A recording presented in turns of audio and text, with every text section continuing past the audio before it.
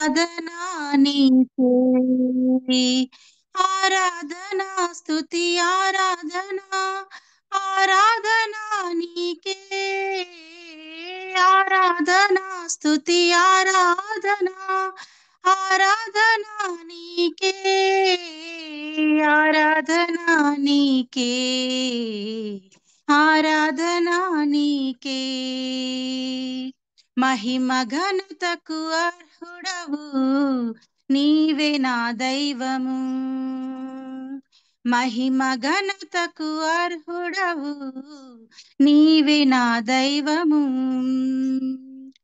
మన్నాను కురిపించినావు, బండ నుండి నీళ్ళిచ్చినావు, మన్నాను కురిపించినావు, బండ నుండి నీళ్ళిచ్చినావు. యెహోవా ఈరే చూచుకొనును, యెహోవా ఈరే చూచుకొనును, సర్వము సమకూర్చును. ఆరాధనా నీకే, ఆరాధనా నీకే, ఆరాధనా స్తుతి ఆరాధనా, ఆరాధనా నీకే, ఆరాధనా స్తుతి ఆరాధనా, ఆరాధనా నీకే, ఆరాధనా నీకే నా యేసయ్యా, ఆరాధనా నీకే, ఆరాధనా నీకే నా యేసయ్యా, ఆరాధనా నీకే. మహిమ ఘనతకు అర్హుడవు నీవే నా దైవము, మహిమ ఘనతకు అర్హుడవు నీవే నా దైవము. సృష్టికర్త ముక్తిదాత, సృష్టికర్త ముక్తిదాత, మస్తుతులకు పాత్రుడా, ఆరాధనా నీకే, ఆరాధనా నీకే. వ్యాధులను తొలగించినావు, మృతులను మరిలేపినావు, వ్యాధులను తొలగించినావు, మృతులను మరిలేపినావు. యెహోవా రాఫా స్వస్థపరచును, యెహోవా రాఫా స్వస్థపరచును, నన్ను స్వస్థపరచును. ఆరాధనా నీకే, ఆరాధనా నీకే, ఆరాధనా నీకే నా యేసయ్యా, ఆరాధనా నీకే, ఆరాధనా స్తుతి ఆరాధనా, ఆరాధనా నీకే, ఆరాధనా స్తుతి ఆరాధనా, ఆరాధనా నీకే, ఆరాధనా నీకే, ఆరాధనా నీకే. మహిమ ఘనతకు అర్హుడవు నీవే నా దైవము, మహిమ ఘనతకు అర్హుడవు నీవే నా దైవము. సృష్టికర్త ముక్తిదాత, సృష్టికర్త ముక్తిదాత, మస్తుతులకు పాత్రుడా, ఆరాధనా నీకే, ఆరాధనా నీకే, ఆరాధనా నీకే నా యేసయ్యా, ఆరాధనా నీకే, ఆరాధనా స్తుతి ఆరాధనా, ఆరాధనా నీకే, ఆరాధనా స్తుతి ఆరాధనా, ఆరాధనా నీకే, ఆరాధనా నీకే, ఆరాధనా నీకే, ఆరాధనా నీకే నా యేసయ్యా, ఆరాధనా నీకే. వందనాలు ఆంటీ. వందనాలమ్మా.